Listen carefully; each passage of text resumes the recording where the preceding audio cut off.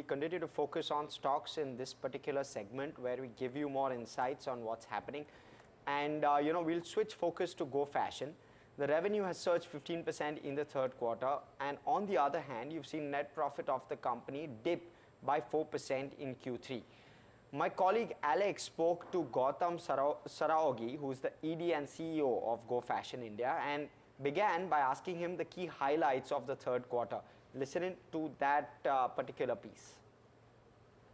This has been a good quarter for us. We've reported a good top-line growth of 15% on a YOY basis.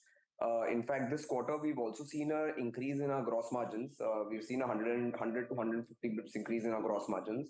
But however, our operating margins have taken a small hit this time around. That's largely because of our same-store sales growth being flattish.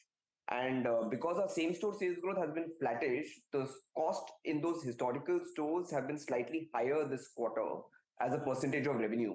And that's why we've seen our operating margins taking a hit to the extent of 200 to 250 bips. What you're saying is that the new stores that you're opening are effectively more efficient than the earlier stores? Is that how to understand this?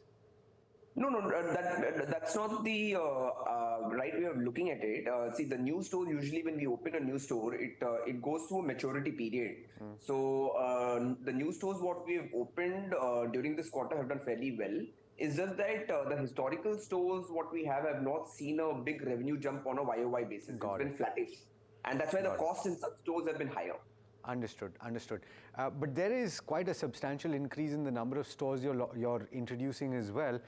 As I understand it, you are planning to add as many as 120 to 130 every year.